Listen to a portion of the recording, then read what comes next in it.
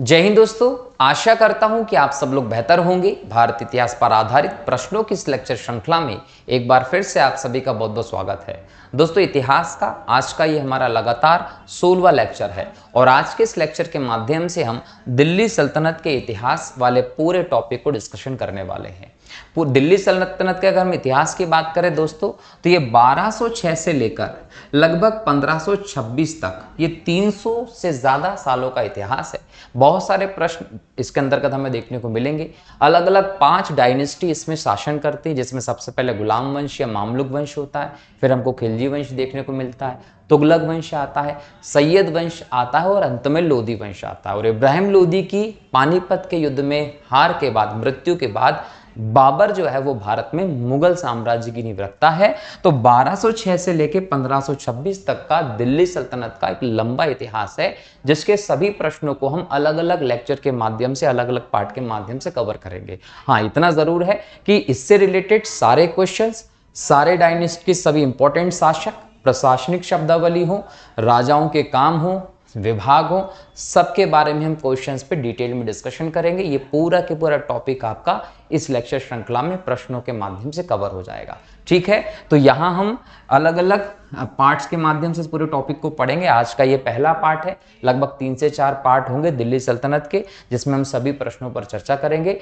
सबसे पहले शुरू करते हैं आज के इस लेक्चर को। और आज के इस लेक्चर में पहला प्रश्न है आपका, गजनी का वह प्रथम शासक कौन था जो खलीफाओं से सुल्तान की उपाधि धारण करता है और सुल्तान कहलाने वाला पहला शासक बनता है? तो याद रखेंगे, उस शासक का नाम था महमूद गजनवी।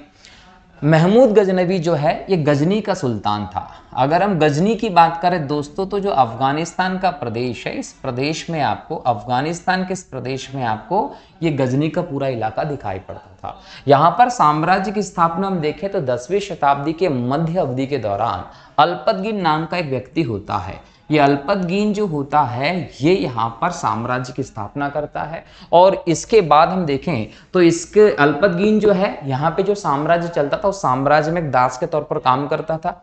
मौका पाकर ये कहीं ना कहीं इस क्षेत्र में गवर्नर के तौर पर स्थापित होता है और बाद में अपने आप को शक्तिशाली बनाकर एक स्वतंत्र शासन के तौर पर गजनी की स्थापना कर देता है। अल्पतगीन का एक दामाद है, एक्चुअल में दामाद क्या, इसका गुलाम था ये, इसका नाम था सुबुक्तगीन। तो ये सुबुक्तगीन जो है अल्पतगीन के बाद उत्तराधिकारी बनता है, यहाँ गजनी का शासक बनता है। सुबुक्तगीन कौन है दोस्तों? तो सुबुक्तगीन जो है ये वो व्यक्ति है जिसने सबसे पहले भारत पर तुर्की आक्रमण किया था। अगर तुर्की मुसलमान का भारत पर पहले आक्रमण हुआ तो वो करने वाला कौन सा शासक था? सुबुक्तगीन शासक था। सुबुक्तगीन जो है दोस्तों, इसका बेटा था महमूद गजनवी। महमूद गजनवी जो है वो सुबुक्तगीन का बेटा था और सुबुक्तगीन ने महमूद गजनवी को ही नेतृत्व देकर 989 के आसपास पंजाब के क्षेत्र में जो जयपाल शासक हुआ करता था, यहाँ पर आक्रमण करवाया था। तो महमूद गजनवी भले ही आक्रमण करने वाला रहा हो, लेकिन इस समय महमूद गजनवी सिर्फ नेतृत्व कर रहा था, लेकिन राजा कौन था? सुबुक्तगीन था। इसलिए हम कहते हैं कि तुर्की आक्रमण जो पहला किसी ने करवाया है भारत पर, वो शासक सुबुक्तगीन था। ये ध्यान रखेंगे। लगभग 989 ईस्वी के आसपास भारत पर यह आक्रमण देखने को मिलता है। अगर हम यह देखें, सुबुक्तगीन जब मरा तो सुबुक्तगीन के मरने के बाद इस्माइल जो है वो शासक होता है। इस्माइल शासक हुआ, लेकिन महमूद गजनवी की महत्वाकांक्षाएं ज्यादा बढ़ गई थी। तो महमूद गजनवी ने मौका पाकर इस्माइल को मार दिया। इस्माइल को मारकर महमूद गजनवी ने 27 वर्ष की उम्र में लगभग 998 ईस्वी के आसपास अपने आप को गजनी का राजा घोषित किया। न सिर्फ गजनी का राजा घोषित किया, बल्कि महमूद गजनवी ने बगदाद में खलीफा हुआ करते थे। बगदाद में कौन थे? खलीफा हुआ करते थे। और बगदाद के इन खलीफा का नाम था अल कादिर बिल्लाह। अल कादिर बिल्लाह जो थे वो बगदाद के खलीफा थे और बगदाद के इन खलीफा के द्वारा ही कहीं ना कहीं महमूद गजनवी ने खिल्लत पत्र प्राप्त किया, शासन करने का अधिकार पत्र प्राप्त किया और ऐसा करने वाला एक पहला शासक भी बना। इसने अपने आप को सुल्तान कहा, सुल्तान का टाइटल करके सुल्तान कहलाने वाला पहला शासक अगर कोई हुआ तो वो महमूद गजनवी हुआ था। इतना ही नहीं, महमूद गजनबी ने यामीन उद्दौला की उपाधि भी धारण की और यामीन वंश से अपना संबंध भी बताया था। यह भी आप लोगों को ध्यान रखना है। तो यामीन उद्दौला की उपाधि धारण करने वाला कौन था? वो महमूद गजनबी था। सुल्तान की उपाधि धारण करने वाला पहला कोई व्यक्ति जो सुल्तान कहलाया वो महमूद गजनबी था। बगदाद के खलीफा से खिल्लत पत्र सबसे पहले प्राप्त करने वाला अगर कोई शासक था तो वो कौन था? महमूद गजनबी था। महमूद गजनबी कब शासक बना था? 998 ईस्वी में बना था। महमूद गजनबी कितने वर्ष की उम्र में शासक बना था? 27 वर्ष की उम्र में शासक बना था। महमूद गजनबी किसका बेटा था? महमूद गजनबी सुबुक्तगीन का बेटा था। और यहां यह भी याद रखेंगे कि सुबुक्तगीन जो है इसे आमिर उल उमरा की जो उपाधि है वो सुबुक्तगीन को अल्पतगीन ने दी थी। तो याद रखिए, अगर क्वेश्चन आ जाता कि आमिर उल उमरा किसे कहा गया, तो ये कहा गया था सुबुक्तगीन को। सुबुक्तगीन कौन था? अल्पतगीन का गुलाम था। बाद में इससे प्रेरित होकर इसे अपना दामाद बना दिया और बाद में ये अल्पतगीन का उत्तराधिकारी बनता है, गजनी का शासक बनता है। क्लियर? तो ये हम लोगों ने इस पूरी व्यवस्था के बारे में बात की। और जब महमूद गजनबी जो है वो सुल्तान बनता है, उसके बाद 1000 ईस्वी से लेकर 1027 ईस्वी के बीच में ये भारत पर लगातार आक्रमण करने की एक श्रृंखला शुरू करता है। और आक्रमण की श्रृंखला में महमूद गजनबी भारत पर लगभग 17 बार आक्रमण करता है। 1000 ईस्वी से लेके 1027 ईस्वी तक लगातार 17 बार आक्रमण किया। कई मंदिरों को तोड़ा, हजारों की संपदा जो है, लाखों की संपदा लूटी, कई सारी महिलाओं के साथ बलात्कार हुआ, कई सारे लोगों को मारा। किसने? महमूद गजनबी ने। और उद्देश्य सिर्फ क्या था? उद्देश्य था धन प्राप्ति करना ताकि वो अपना साम्राज्य का विस्तार कर सके वहां पीछे के क्षेत्र में। दूसरा, इस्लाम का प्रचार प्रसार करना। तीसरा, भारतीय संस्कृति, मंदिरों आदि को नष्ट किया जाना। क्लियर? तो यहां पर एक और याद रखिएगा कि मूर्ति भंजक अगर किसी को कहा गया है, बुत शिकन मतलब मूर्तियों को तोड़ने वाला अगर किसी को कहा गया है तो वो महमूद गजनबी को कहा गया है, क्योंकि इसने भारत पर लगातार एक के बाद एक 17 आक्रमण करके कई सारी मूर्तियों को, कई सारे मंदिरों को ध्वस्त कर दिया था। तो ये सभी इंपॉर्टेंट फैक्ट किससे रिलेटेड रहे? महमूद गजनबी से रिलेटेड। ठीक है, चलिए आगे बढ़े। अगला प्रश्न है, महमूद गजनबी के सभी आक्रमणों 1000 से 1026-27 याद रखेंगे, लास्ट आक्रमण 1027 में था, के बीच सर्वाधिक महत्वपूर्ण आक्रमण कौन सा था? तो याद रखेंगे कि महमूद गजनबी ने भारत पर लगातार 17 बार आक्रमण किया। ठीक है, इसमें सबसे जो इंपॉर्टेंट आक्रमण इसका माना जाता है वो सोमनाथ मंदिर का आक्रमण माना जाता है, जो 1025 के आसपास किया था। अगर हम बात करें तो धन प्राप्ति के उद्देश्य से, अगर धन प्राप्ति के उद्देश्य से आक्रमण की बात करें तो सबसे सफल आक्रमण अगर रहा है महमूद गजनबी का तो वो सोमनाथ मंदिर का आक्रमण रहा है, जब यहां पर आपको सोलंकी वंश, या हम इसको बोल सकते हैं गुजरात के चालुक्य वंश का शासन था और भीम प्रथम यहाँ का राजा हुआ करता था।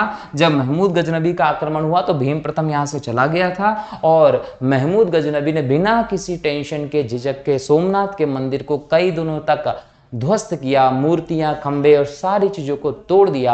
अपार धन संपदा, सोना चांदी सोमनाथ के मंदिर से, गुजरात से लूटता है महमूद गजनबी और इस पूरी व्यवस्था को ध्वस्त करके भारत से जाता है। यहां पर लगभग 50,000 से ज्यादा लोगों का कत्ल भी कर देता है। कौन? महमूद गजनबी। तो यहां याद रखेंगे कि सोमनाथ का मंदिर जो रहा वो लूट की दृष्टि से, धन प्राप्ति की दृष्टि से महमूद गजनबी का सबसे ज्यादा सक्सेसफुल आक्रमण माना जाता है, ध्यान रखेंगे। और दूसरी बात कि जो सोमनाथ मंदिर उस समय ध्वस्त किया था वो बाद में और भी शासकों के द्वारा ध्वस्त किया गया। बाद में आजादी के बाद इसका पुनर्निर्माण का जो काम है वो बहुत मुश्किल से शुरू हुआ था, ये भी आप लोग ध्यान रखेंगे, गुजरात में है ये। ठीक है, चलिए अगला प्रश्न देखते हैं। महमूद गजनबी के भारत पर आक्रमण का उद्देश्य क्या था? तो देखिए, महमूद गजनबी के भारत पर आक्रमण करने के कई सारे उद्देश्य से, जिनके बारे में मैंने बताया। इस्लाम का प्रचार एक उद्देश्य था, गजनी का साम्राज्य विस्तार करना एक उद्देश्य था, लेकिन भारत में नहीं। भारत के माध्यम से वो गजनी का साम्राज्य विस्तार करना चाहता था, लेकिन उधर के क्षेत्र में, भारत में नहीं करना चाहता था। मूर्तियों को तोड़ना, मंदिरों को लूटना, ये भी एक उद्देश्य था। लेकिन अगर हम सभी उद्देश्य को कॉमन कर दें तो मध्य एशिया में एक बड़े साम्राज्य की स्थापना के लिए धन प्राप्त करना, मध्य एशिया में साम्राज्य का विस्तार करना चाहता था, इसलिए उसने धन प्राप्ति के लिए मंदिरों को तोड़ा, मंदिरों को लूटना शुरू किया और इस्लाम का प्रचार प्रसार किया। तो उत्तर नंबर डी आपका सही होगा, ध्यान रखेंगे। ठीक है। महमूद गजनबी के भारत पर आक्रमण के समय भारत आए विद्वान अल बरूनी ने किस महत्वपूर्ण ग्रंथ की रचना की थी? तो याद रखेंगे कि महमूद गजनबी ने किताब उल हिंद या तहकीकात हिंद की रचना की थी। ये अल बरूनी का एक इंपॉर्टेंट ग्रंथ रहा है। अल बरूनी जो है दोस्तों, ये हमारे देश में आता है किसके साथ? महमूद गजनबी के साथ। लगभग अगर हम देखें 1030 ईस्वी के आसपास ही किताब उल हिंद या तहकीकात हिंद की रचना करता है कौन? आपका अल बरूनी। और अल बरूनी ने 1030 में जब ये किताब लिखी, 1030 में ही महमूद गजनबी की मृत्यु हो चुकी थी। और ये भी याद रखेंगे कि अल बरूनी जो है वो भारतीय इतिहास का एक पहला व्यवस्थित विवरण देने वाले व्यक्ति के तौर पर भी जाना जाता है। अल बरूनी पहला मुस्लिम विद्वान था जो भारत आया, जिसने भारतीय धर्म ग्रंथों, उपनिषदों, महाभारत, गीता, रामायण आदि के बारे में अध्ययन किया, उसका फारसी भाषा में अनुवाद भी किया था। अगर हम देखें तो अल बरूनी का जो पूरा नाम है दोस्तों वो भी बहुत फेमस रहा है, मोहम्मद बिन अहमद अल बैरूनी, ये पूरा नाम है अल बरूनी का। और अल बरूनी है दोस्तों एक फारसी विद्वान था, लेखक था और एक वैज्ञानिक के तौर पर भी आप इसको देखते हैं, जिसके आधार पर इसने यहां रचना की। अल बरूनी की जो हम बात करें दोस्तों, एक फारसी विद्वान था। इसने अपनी मैक्सिमम रचनाएं जो है वो अरबी भाषा में की। याद रखेंगे मैक्सिमम रचनाएं कौन सी भाषा में की है? अरबी भाषा में की है। लेकिन इसकी मातृभाषा क्या थी? अल बरूनी की मातृभाषा फारसी थी। लेकिन इसके अलावा अल बरूनी को संस्कृत का ज्ञान था, यूनानी भाषा का ज्ञान था, सीरियाई भाषा का ज्ञान था। तो सभी दृष्टि से देखें तो अल बरूनी एक विद्वान व्यक्ति आपको दिखाई पड़ता है। दिल्ली सल्तनत की दरबारी भाषा क्या थी दोस्तों? तो याद रखेंगे दिल्ली सल्तनत की दरबारी भाषा फारसी हुआ करती थी। फारसी दिल्ली सल्तनत की दरबारी भाषा हुआ करती थी। वहां के शासकों ने इस भाषा को बढ़ावा दिया था। आगरा नगर की स्थापना किसके द्वारा की गई थी? तो याद रखेंगे सिकंदर लोदी ने आगरा शहर की स्थापना की थी। सिकंदर लोदी एक लोदी वंश का कट्टर, धार्मिक रूप से कट्टर शासक हुआ। या हम ये कह सकते हैं कि इसने अमीर उलेमाओं और मुस्लिम जनता का सपोर्ट पाने के लिए धार्मिक कट्टरता का बहुत हद तक प्रदर्शन भी किया था। क्योंकि सिकंदर लोदी जो है वो एक सुनार माता की संतान था, मतलब हिंदू माता की संतान था, सुनार माता की संतान है। अब ऐसे में कहीं ना कहीं जो अमीर और उलेमा वर्ग थे वो इसको सुल्तान नहीं बनाना चाहते थे। इसकी जगह पर इस समय इसके भाई हुमायूं जो है उसको सुल्तान बनाना चाहते थे, क्योंकि ये तो भाई हिंदू माता की संतान देखने को मिल रहा है। तो किस प्रकार से शासन करेगा, अमीरों की महत्वाकांक्षा और बाकी चीजों को पूरा कर पाएगा कि नहीं कर पाएगा, शरीयत के हिसाब से पूरी शासन व्यवस्था को चला पाएगा कि नहीं चला पाएगा, ये एक समस्या थी। इसलिए लोग इसको सुल्तान नहीं बनाना चाहते थे अमीर वर्ग, लेकिन ये सुल्तान बना और इसने धार्मिक कट्टरता को प्रदर्शित करने का प्रयास किया। तो धार्मिक कट्टरता को इसने बहुत बड़े स्तर पर कहीं ना कहीं बोल सकते हैं प्रदर्शित किया। किसने? सिकंदर लोदी ने। सिकंदर लोदी ने हिमाचल प्रदेश में नगरकोट जो है वहां पर जो ज्वाला देवी का मंदिर था, ज्वालामुखी मंदिर, उसकी मूर्ति को तोड़ा और उस मूर्ति के टुकड़ों को कहीं ना कहीं कसाईयों को मांस तोलने के लिए दे दिया था। ये इस प्रकार की कट्टरता ये दिखाता है। इसके अलावा जितने भी पवित्र हिंदुओं के तीर्थ स्थल, स्नान घाट आदि थे, सब पर सिकंदर लोदी ने क्या किया था? प्रतिबंध लगा दिया था। इस प्रकार का व्यक्ति जो है वो कौन? आपको सिकंदर लोदी दिखाई पड़ता है। यहां समझने वाली बात है कि लोदी डायनेस्टी जो है, लोदी वंश जो है, उसकी स्थापना आपको लगभग 1451 के आसपास दिखाई पड़ती है। बहलोल लोदी ने इस वंश की स्थापना की थी। कौन? बहलोल लोदी के द्वारा। और ये भी याद रखिएगा कि बहलोल लोदी जो था वो अपने आप को गिलजई कबीले से संबंधित बताता था और इसने कहीं ना कहीं अपनी जो शासन व्यवस्था थी वो पुराने सभी राजस्व सिद्धांतों को त्याग कर कहीं ना कहीं कबीलाई व्यवस्था को स्थापित किया था बहलोल लोदी ने। एक अफगान शासन को स्थापित करता बहलोल लोदी, जिसमें आपको सिकंदर लोदी एक धार्मिक कट्टर शासक के तौर पर दिखाई पड़ता है। और इसी वंश का अंतिम शासक था इब्राहिम लोदी, जिसको 1526 में पानीपत के पहले युद्ध में हराकर बाबर ने भारत में मुगल साम्राज्य की नींव रखी थी। अब बहलोल लोदी जो है, सिकंदर लोदी जो है, इसने क्या किया, ग्वालियर पर आक्रमण किया था। जब इसने ग्वालियर पर आक्रमण किया और ग्वालियर को जीत लिया, अब ग्वालियर को जीतने के बाद दिल्ली में अचानक किसी वजह से इसको वापस जाना पड़ा। अब समस्या यह है कि दिल्ली ऊपर है, ग्वालियर नीचे है। इतनी दूरी पर एक प्रकार से अधिकार बनाए रखना, नियंत्रण करना कठिन हो जाता। इसने सोचा कि अगर बीच में कोई छावनी टाइप एक स्थिति बना दे तो इस पर भी और इस पर, दोनों पर यहाँ पर निगरानी रखी जा सकती है, कंट्रोल रखा जा सकता है। इसलिए लगभग 1504 के आसपास सिकंदर लोदी जो है वो आगरा की एक सैनिक छावनी के तौर पर स्थापना कर देता है, जिससे कि वो दक्षिण और उत्तर दोनों पर अपने शासन को नियंत्रित स्थापित करके रख सके। क्लियर? तो इस प्रकार की व्यवस्था के तहत ही सिकंदर लोदी ने 1504 में आगरा शहर की स्थापना की थी। और बाद में इसी आगरा में अकबर ने कहीं ना कहीं लंबे समय तक अपना शासन चलाया। और यहीं पर आपको ताजमहल और बाकी चीजें भी देखने को मिलती है। ठीक है, तो आगरा शहर की स्थापना 1504 में सिकंदर लोदी ने की थी, ये ध्यान रखना आप लोगों को। और एक और बात, सिकंदर लोदी ने अपने शासन की जो व्यवस्था है वो अलाउद्दीन खिलजी की सेम व्यवस्था को अपनाया था। मतलब अलाउद्दीन खिलजी के राजत्व सिद्धांत को ही सिकंदर लोदी ने अपने शासन के आधार के तौर पर लिया था। धार्मिक रूप से कट्टर और एक क्रूरतापूर्वक शासन सिकंदर लोदी ने चलाया था, यह आप लोगों को ध्यान रखना। ठीक है, चलिए अब अगले प्रश्न की तरफ बढ़ते हैं।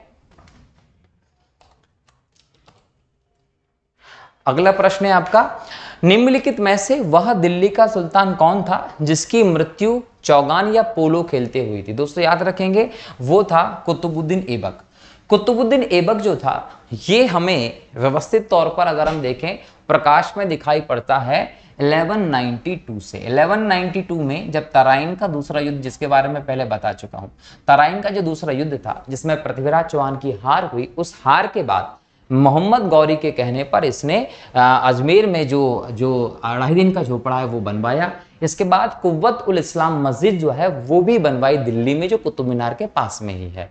अब यहाँ पर आपको दिखाई पड़ेगा कि 1197 में जो अनिलवाड़ा का युद्ध हुआ, अनिलवाड़ा का युद्ध जो है वो होता है कब? 1197 में। और एक तरफ किसकी सेना होती है? ऐबक की, और एक तरफ सेना होती है भीम सेकंड की।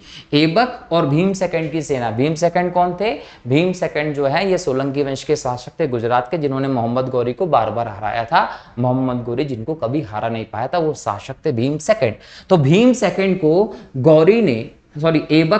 ऐबक ने भीम सेकंड को अनिलवाड़ा के युद्ध में 1197 में हरा दिया था। और इसके बाद से कुतुबुद्दीन ऐबक बहुत ज्यादा हाईलाइट हो गया था, क्योंकि गौरी का ये गुलाम था। ऐबक कौन था? ऐबक जो है वो गौरी का गुलाम था, और गौरी के गुलाम ने इस व्यक्ति को हरा दिया जिसे खुद गौरी नहीं हरा पाया था। तो ऐसे में ऐबक की स्थिति बहुत बढ़ गई। और जब गौरी भारत से वापस गया तो उसने अपने पूरे विजित क्षेत्रों को ऐबक को सौंप दिया। और जब हम बात करते हैं कि लगभग 15 मार्च 1206 के आसपास जब गौरी की मृत्यु हुई, तो गौरी का उत्तराधिकारी भारत के क्षेत्रों में कौन बना? ऐबक। और ऐबक ने तब जाकर लगभग 24 जून 1206 में दिल्ली में गुलाम वंश की नींव भी रखी थी, ये याद रखेंगे आप लोग। तो ऐबक ही वो व्यक्ति था जो गौरी का भारत में उत्तराधिकारी बना, जिसने 1206 में भारत में गुलाम वंश या मामलुक वंश की नींव भी रखी थी। दिल्ली सल्तनत का पहला वंश था ये गुलाम वंश, जो 1206 से लेकर लगभग 1290 तक चलता है, जिसकी स्थापना कुतुबुद्दीन ऐबक ने की थी। लेकिन ऐबक इस वंश की स्थापना करने के बाद इसको कोई एक स्थायी तो व्यवस्था नहीं दे पाया था, क्योंकि 1206 में उसने इसकी स्थापना की थी और 1208 के आसपास हम देखें तो इसको दास्ता से मुक्ति मिली थी। दास्ता से मुक्ति कब मिली थी ऐबक को? वो मिली थी 1208 में। 1206 में गौरी मरता है। गौरी के मरने के 2 साल बाद भी ये गौरी के प्रतिनिधि के तौर पर ही शासन कर रहा था, लेकिन 1208 में दास्ता से मुक्ति मिलने के बाद ऐबक जो है वो एक स्वतंत्र शासक के तौर पर आपको दिखाई पड़ता, जिसने अपनी राजधानी किसको बनाया था? लाहौर को। याद रखेंगे ऐबक की राजधानी क्या थी? ऐबक की राजधानी लाहौर थी। अब ये क्या था कि इसने इस बीच में दिल्ली में कुतुब मीनार हो, कुव्वत उल इस्लाम मस्जिद हो, इन सभी चीजों का निर्माण करवाया। यहां पर 1210 की डेट आपको याद रखना है। 1210 में ये क्या कर रहा था, चौगान या पोलो खेल रहा था घोड़े पे। तभी घोड़े का पैर एक गड्ढे में जाता है और ऐबक घोड़े से गिर के नीचे की तरफ लुढ़कते हुए जाता है और लुढ़कते लुढ़कते लुढ़कते ऐबक की अंत में मृत्यु हो जाती है। तो एग्जाम में क्वेश्चन पूछ लेता है कि खेल खेल में कौन सा सुल्तान मर गया था, तो वो कुतुबुद्दीन ऐबक था, जो चौगान या आधुनिक पोलो खेल रहा था और ये खेलते खेलते जब ये घोड़े से गिर गया तो इसकी मृत्यु हो गई। जब ऐबक की मृत्यु हुई दोस्तों, तो याद रखेंगे इसे लाहौर में दफनाया गया था। कभी कभी एग्जाम में क्वेश्चन पूछ लेता है कि कुतुबुद्दीन ऐबक की राजधानी क्या थी, तो आप बताएंगे लाहौर थी। और कुतुबुद्दीन ऐबक को कहां दफनाया गया था, तो लाहौर में दफनाया गया था, याद रखेंगे। एक और बात, नालंदा विश्वविद्यालय जो है इसमें आग लगवाने वाला भी कुतुबुद्दीन ऐबक था, जिसने बख्तियार खिलजी के साथ मिलकर नालंदा विश्वविद्यालय में आग लगवा दी थी, उसको ध्वस्त करवाकर। जब कुतुबुद्दीन ऐबक की मृत्यु हो गई तो उसका उत्तराधिकारी बनता है आराम शाह। आराम शाह कुतुबुद्दीन ऐबक का उत्तराधिकारी बनता है। लेकिन जब 1210 में ऐबक की मृत्यु हुई तो उत्तराधिकारी कौन बना, आराम शाह, इसका बेटा। अब ये आराम शाह जो था ना, ये एक अयोग्य शासक था, अयोग्य व्यक्ति था ये, लेकिन दिल्ली के अमीरों ने इसको शासन पर बिठा दिया। तो ये एक अयोग्य व्यक्ति था जिसको लगभग 1211 में हटा दिया, किसने, इल्तुतमिश ने। इल्तुतमिश जो था इसने 1211 में आराम शाह को हटाकर खुद गद्दी प्राप्त कर ली। तो एग्जाम में अगर क्वेश्चन पूछेगा कि ऐबक का उत्तराधिकारी कौन था, तो आराम शाह। आराम शाह को हटाकर इल्तुतमिश ने कब दिल्ली की गद्दी प्राप्त की, तो 1211 में। इल्तुतमिश कौन था, इल्तुतमिश को गुलाम का गुलाम कहा जाता था। एग्जाम में क्वेश्चन पूछता है कि गुलाम का गुलाम किसे कहा जाता था, तो गुलाम का गुलाम कहा जाता था इल्तुतमिश को। क्यों, क्योंकि ऐबक जो है ये किसका गुलाम है, गौरी का। गौरी का गुलाम कौन, ऐबक, और ऐबक का गुलाम कौन, इल्तुतमिश। इल्तुतमिश ना सिर्फ ऐबक का गुलाम था बल्कि एक योग्य व्यक्ति था, तो इसकी योग्यता से प्रभावित होकर ऐबक ने इसे अपना दामाद भी बना लिया था। तो इस प्रकार से कहीं ना कहीं गुलाम का गुलाम कौन था, इल्तुतमिश था। कुतुबुद्दीन ऐबक का दामाद कौन था, इल्तुतमिश था। कुतुबुद्दीन ऐबक के बाद उत्तराधिकारी कौन बनता है, आराम शाह। और जब आराम शाह को हटाकर शासक बनता है तो इल्तुतमिश। और इल्तुतमिश वो व्यक्ति था जिसने लाहौर से हम देखें सबसे पहले दिल्ली को राजधानी बनाया। तो एग्जाम में अगर पूछे कि सल्तनत काल के उस शासक का नाम बताइए जिसने सबसे पहली बार दिल्ली को राजधानी बनाया था, तो वो व्यक्ति का नाम था इल्तुतमिश, जिसने लाहौर से राजधानी दिल्ली स्थानांतरित करके दिल्ली में यहां पर शासन प्रारंभ किया था। और वास्तविक तौर पर दिल्ली सल्तनत की अगर स्थापना की हम बात करें तो वो शासन व्यवस्था देखता है कौन, इल्तुतमिश, जिसके बारे में हम आगे बात करेंगे। क्योंकि इल्तुतमिश ही वो व्यक्ति था जिसने इक्तादारी व्यवस्था शुरू की थी। भूमि के नगद वेतन की जगह पर भूमि का टुकड़ा जो है वो वेतन के तौर पर देना शुरू किया था, इक्तादार नियुक्त कर दिए थे। इल्तुतमिश वो व्यक्ति था जिसने तुर्काने चहलगाने 40 तुर्क सरदारों का एक संगठन बनाया था। मजलिस खलबत नाम की मंत्री परिषद बनाने का श्रेय भी इल्तुतमिश को जाता है। चांदी का टंका, तांबे का जीतल, ये जो सिक्के थे ये मुद्रा सुधार के अंतर्गत इल्तुतमिश के द्वारा ही शुरू किया जाता है। अपने महल के बाहर संगमरमर के शेर के गले में घंटी बांधकर न्याय की व्यवस्था करके कहीं ना कहीं न्यायप्रिय शासक कौन कहलाता है, इल्तुतमिश कहलाता है। संगमरमर के शेरों में घंटी बांधी, कोई भी घंटी बजाकर न्याय की सीधे सुल्तान से मांग कर सकता था। और इस प्रकार से न्याय की उचित व्यवस्था करके इल्तुतमिश न्यायप्रिय शासक के तौर पर भी जाना गया। सबसे बड़ी बात यह थी कि इल्तुतमिश ने उस समय अमीर और उलेमा वर्ग की परवाह ना करते हुए सामाजिक व्यवस्था से अलग हटते हुए डिसीजन लिए। उन डिसीजन में एक डिसीजन था कि जब 1236 में इल्तुतमिश की मृत्यु होती है तो मरने से पहले वो अपनी पुत्री रजिया को अगला सुल्तान घोषित कर देता, अपना उत्तराधिकारी घोषित कर देता है।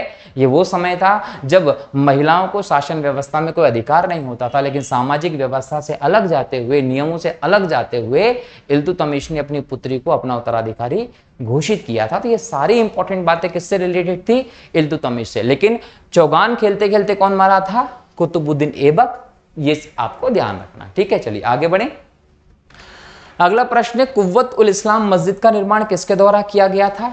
कुतुबुद्दीन ऐबक ने दिल्ली में कुतुब मीनार के थोड़े से पास में इस मस्जिद का निर्माण करवाया था। और यह भी याद रखेंगे कि पृथ्वीराज की हार के बाद इस मंदिर का निर्माण करवाया गया था। सबसे इंपॉर्टेंट बात इसमें यह भी है कि तुर्क मस्जिद की हम बात करें तो भारत में निर्मित पहली तुर्क मस्जिद अगर कोई थी तो वो कुव्वत उल इस्लाम मस्जिद थी दिल्ली की। ये भी आप लोगों को ध्यान रखना है। अगला प्रश्न है, तराइन की पहली लड़ाई 1191 ईस्वी में निम्नलिखित में से किसके बीच हुई थी? तो याद रखेंगे मोहम्मद गौरी और पृथ्वीराज चौहान के बीच में 1191 में, याद रखेंगे 1191 में मोहम्मद गौरी और पृथ्वीराज चौहान के बीच में तराइन की पहली लड़ाई हुई थी, जिसमें मोहम्मद गौरी की हार हुई थी और पृथ्वीराज चौहान ने मोहम्मद गौरी को जीवन दान देकर छोड़ दिया था। लेकिन बाद में मोहम्मद गौरी ने पृथ्वीराज चौहान के विरोधी लोगों को अपने गुट में शामिल करके 1192 में तराइन के दूसरे युद्ध में पृथ्वीराज चौहान को हराकर उनको मार दिया था। ठीक है, आगे बढ़ते हैं। निम्नलिखित में से किस खिलजी शासक ने दिल्ली के राज सिंहासन पर बैठने के लिए अपने ससुर की हत्या कर दी थी? तो याद रखेंगे उसका नाम था अलाउद्दीन खिलजी। अलाउद्दीन खिलजी को पढ़ने से पहले हम लोग याद रखें कि अलाउद्दीन खिलजी के ससुर कौन था? दोस्तों ये ससुर जो है वही अलाउद्दीन खिलजी का चाचा था। अलाउद्दीन खिलजी जो है वो जलालुद्दीन खिलजी का भतीजा था। अलाउद्दीन खिलजी किसका भतीजा है? जलालुद्दीन खिलजी का भतीजा कौन था? अलाउद्दीन खिलजी। और अलाउद्दीन खिलजी का वास्तविक नाम क्या था? अली गुरसप। अली गुरसप कौन था? अली गुरसप अलाउद्दीन खिलजी का ही नाम था और ये जलालुद्दीन खिलजी का भतीजा था। जलालुद्दीन खिलजी कौन है? जलालुद्दीन खिलजी ने 1290 में गुलाम वंश का अंतिम शासक जो है उसका नाम था कैक्योमर्श। इस कैक्योमर्श को मारा और दिल्ली में खिलजी वंश की नींव रखी थी जलालुद्दीन खिलजी ने। और जलालुद्दीन खिलजी ने दिल्ली में जब खिलजी वंश की नींव रखी तो एक व्यवस्थित तौर पर शासन यहाँ पर आपको खिलजी वंश का दिखाई पड़ता है। और जलालुद्दीन खिलजी वो व्यक्ति है जिसके समय हलाकू जो एक खुद कौन था? मंगोल था। हलाकू कौन था? एक मंगोल था। इसके पौत्र का नाम था अब्दुल्ला। तो हलाकू के पौत्र अब्दुल्ला का अगर आक्रमण हुआ था तो किसके समय हुआ था? जलालुद्दीन खिलजी के समय हुआ था। ये एक मंगोल आक्रमण था अब्दुल्ला का जो जलालुद्दीन खिलजी के समय हुआ। जलालुद्दीन खिलजी ने इस अब्दुल्ला के इस अभियान को विफल किया और इससे अपनी पुत्री की शादी कराकर दिल्ली के बदायूं गेट के पास 9 मुसलमान बनाकर इसको स्थापित कर दिया था। तो हलाकू के पौत्र अब्दुल्ला नामक मंगोल का आक्रमण किसके समय हुआ था? जलालुद्दीन खिलजी के समय हुआ था। जलालुद्दीन खिलजी कौन था? जिसने गुलाम वंश के अंतिम शासक कैक्योमर्श को मारकर 1290 में दिल्ली में खिलजी वंश की नींव रखी थी। इसके भतीजे का नाम क्या था? अली गुरसप। और ये किस नाम से जाना गया? अलाउद्दीन खिलजी के नाम से जाना गया। ठीक है, अलाउद्दीन खिलजी ने क्या किया? अपने ससुर या चाचा जलालुद्दीन खिलजी की 1296 ईस्वी में हत्या कर दी थी। और हत्या करने के बाद अलाउद्दीन खिलजी के नाम से गद्दी पर बैठता है। इसने 2 बार अपना राज्याभिषेक करवाया था। एक बार राज्याभिषेक करवाया 1296 में, कहां? किलो खेरी के किले में। तो किलो खेरी के किले में राज्याभिषेक कराने वाला कौन था? तो वो कौन था? 1296 में अलाउद्दीन खिलजी। बाद में हम बात करें तो बलबन के लाल महल में 1298 में दोबारा से अलाउद्दीन खिलजी ने अपना राज्याभिषेक कराया था। तो 2 बार राज्याभिषेक करवाने वाला खिलजी वंश का शासक कौन था? वो अलाउद्दीन खिलजी था। एक बार किलो खेरी के किले में राज्याभिषेक करवाया और दूसरी बार बलबन के लाल महल में अपना राज्याभिषेक करवाया था अलाउद्दीन खिलजी ने। तो 1296 में अपने चाचा की लड़की से शादी भी कर ली थी, तो चाचा ससुर भी था। तो ससुर को मारकर अली गुरसप मतलब अलाउद्दीन खिलजी ने अपने आप को दिल्ली का सुल्तान बनाया। अब अलाउद्दीन खिलजी जो था ना वो बहुत ही क्रूर और कट्टर शासक के तौर पर दिखाई पड़ता है। इसने नशे पर प्रतिबंध लगा दिया, सामान्य मेल मिलाप पर प्रतिबंध लगा दिया, टैक्स की दरें इतनी बढ़ा दी कि 80% तक उत्पादन का ये टैक्स के तौर पर ले लेता था। सबसे ज्यादा टैक्स किसी के समय अगर थे तो अलाउद्दीन खिलजी के समय थे।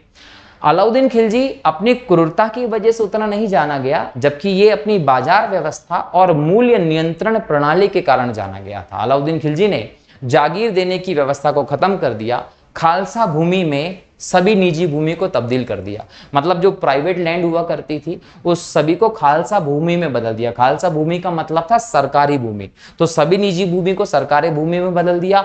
और तो और ये टैक्स की दर को बढ़ाकर लगभग उपज का 80% तक टैक्स के रूप में वसूल कर लेता था। सबसे ज्यादा अगर टैक्स की संख्या थी तो वो किसके समय थी? अलाउद्दीन खिलजी के समय थी। इसके अलावा अलाउद्दीन खिलजी ने नगद वेतन देने की प्रणाली शुरू की। दशमलव पद्धति के आधार पर हमने सेना का गठन किया। जब नगद वेतन देने की शुरुआत की तो इससे सैनिकों में कम वेतन की शंका के कारण विद्रोह हो सकता था, तो इसलिए मूल्य नियंत्रण प्रणाली शुरू की और मार्केट में सभी वस्तुओं के मूल्य निर्धारित कर दिए।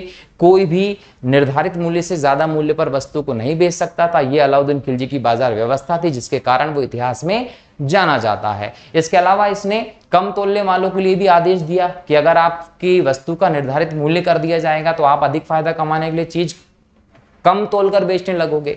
तो ऐसी स्थिति में उसने कहा कि जो भी कम तोलेगा तो उस कम तोलने के वजन के अनुपात में उसके शरीर से मांस काट लिया जाएगा। तो इस प्रकार के आदेश के माध्यम से उसने अपनी व्यवस्था को और सुनिश्चित करने का प्रयास किया। तो वो अलाउद्दीन खिलजी था जो अपनी बाजार व्यवस्था के कारण, अपनी मूल्य नियंत्रण प्रणाली के कारण, नगद वेतन की व्यवस्था के कारण बहुत ज्यादा चर्चित होता है। याद रखेंगे, अलाउद्दीन खिलजी जब शासक बनता है तो इसकी महत्वाकांक्षा बहुत ज्यादा होती है और ये विश्व विजेता बनने के ख्वाब देख रहा था और विश्व विजेता बनने के लिए इसने उपाधि धारण की थी जिसको बोला गया था सिकंदर ए सानी। तो सिकंदर ए सानी की उपाधि धारण करने वाला शासक कोई था, अगर वो पूछे तो आप बताएंगे अलाउद्दीन खिलजी। और ये सिकंदर के जैसे विश्व विजेता बनना चाहता था, लेकिन एक व्यक्ति के समझाने पर इसने विश्व विजेता बनने का ख्वाब छोड़कर पहले भारत विजय की बात की। और भारत विजय की जब इसने बात की तो भारत विजय के लिए अलग अलग अभियान करना शुरू किए, जिसमें इसने गुजरात पर, चित्तौड़ पर, मालवा पर, अलग अलग जगह पर अभियान करके पूरे देश में एक बहुत बड़ा साम्राज्य बनाने का प्रयास किया था। तो अलाउद्दीन खिलजी जो है उसने भारत के एक बहुत बड़े क्षेत्र पर आक्रमण करके उसको जीतने का प्रयास किया। कट्टर शासक था, सर्वाधिक कर अगर किसी के समय थे तो अलाउद्दीन खिलजी के समय थे। ये आप लोगों को ध्यान रखना, ठीक है। चलिए अगला प्रश्न है, रजिया सुल्तान किसकी बेटी थी? रजिया सुल्तान इल्तुतमिश की बेटी थी। रजिया सुल्तान को 1236 में जब इल्तुतमिश की मृत्यु होती है, इल्तुतमिश की मृत्यु कब हुई?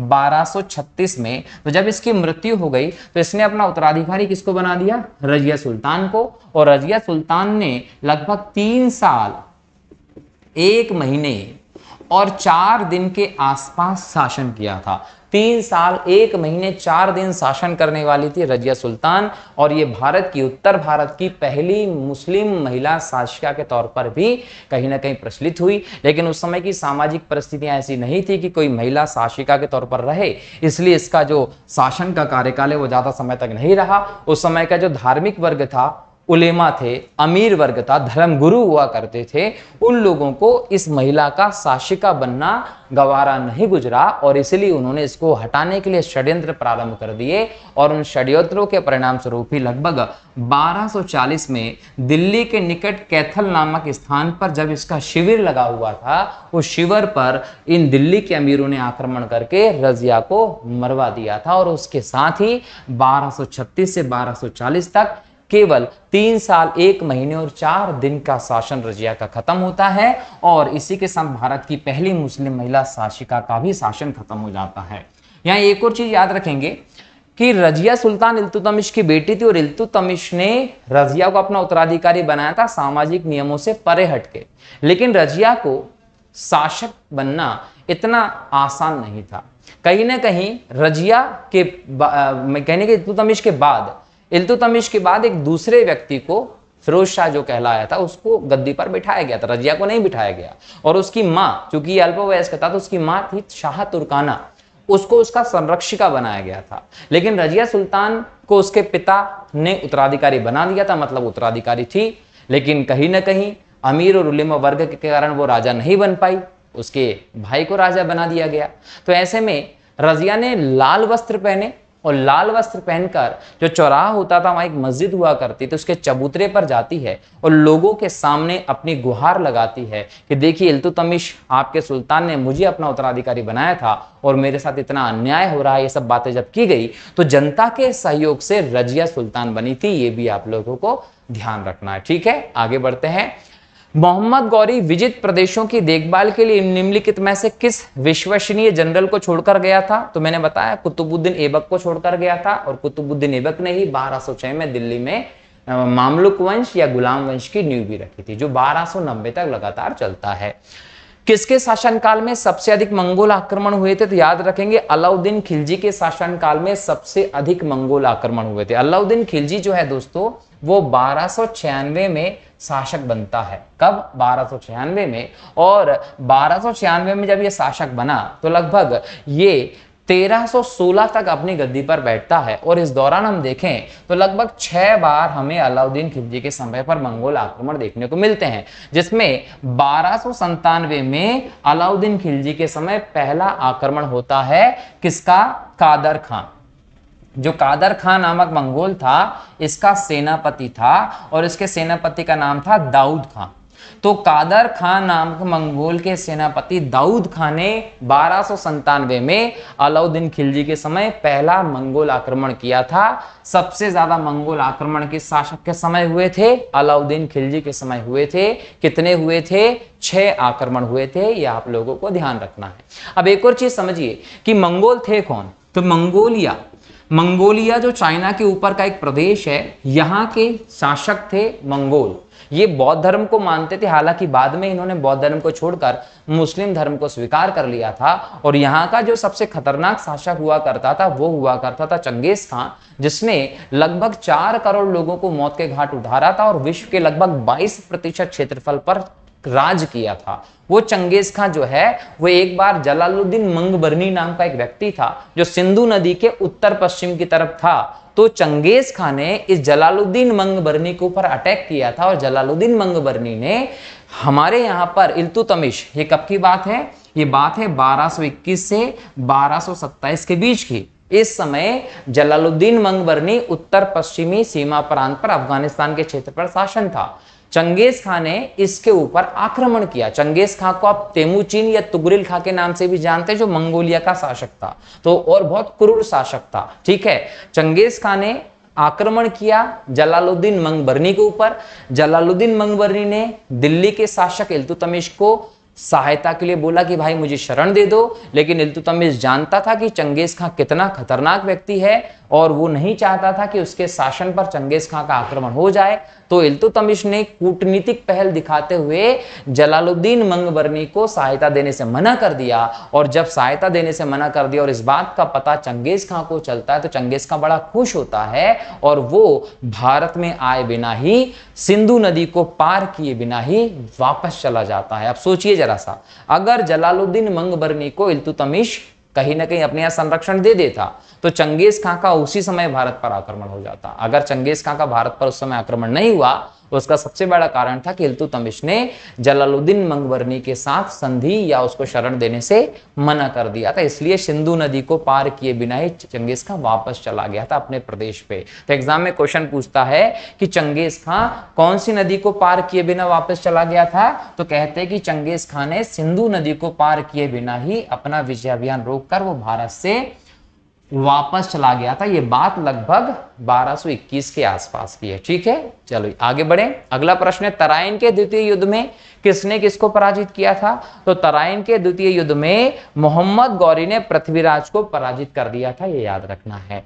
सन 1329 और 1330 के बीच किसने तांबे के सिक्के के रूप में प्रमाण स्वरूप सांकेतिक मुद्रा टोकन करेंसी प्रचलित की थी?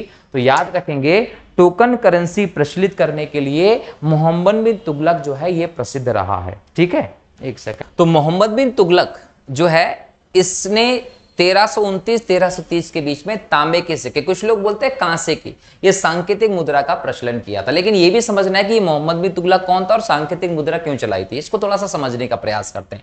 तो देखिए, भारत में 1206 से लेके 1290 तक होता है कौन सा वंश? गुलाम वंश। गुलाम वंश का समाप्ति होती है 1290 में और 1290 से 1320 तक चलता है खिलजी वंश। और खिलजी वंश जो होता है इसके आखिरी शासक को हराकर यहां पर 1320 में गयासुद्दीन तुगलक जो होता है, जिसको आप जनरली अगर देखें तो गाजी मलिक के नाम से जानते हैं। गाजी मलिक जो कि गयासुद्दीन तुगलक के नाम से गद्दी पर बैठता है। तो गाजी मलिक ने गयासुद्दीन के नाम से गद्दी प्राप्त की और 1320 में इसने खिलजी वंश के अंतिम शासक को मारकर दिल्ली में तुगलक वंश की नींव रखी थी। तो अगर एग्जाम में पूछा जाता है कि तुगलक वंश की नींव किसने रखी थी दिल्ली में, तो गाजी मलिक ने। गाजी मलिक ने किस नाम से गद्दी पर स्थापित किया? तो गयासुद्दीन तुगलक के नाम से। कब स्थापित किया? 1320 तक। और 1320 तक जब ये गद्दी स्थापित करता है तो याद रखिएगा कि इसके पुत्र का नाम आपको मिलता है जूना खां। ये जूना खां ही बाद में जाके मोहम्मद बिन तुगलक के नाम से प्रसिद्ध होता है। जूना खां इसका पुत्र था और एक समय की बात थी कि जो गयासुद्दीन तुगलक था ये बंगाल में था, बंगाल जीत लिया था। तो जूना खां ने इसकी बंगाल विजय के उपलक्ष्य में दिल्ली के पास में कपाटपुरम नाम की एक जगह थी। ये कपाटपुरम जगह थी, यहां पर लकड़ी का एक महल बनवाया था।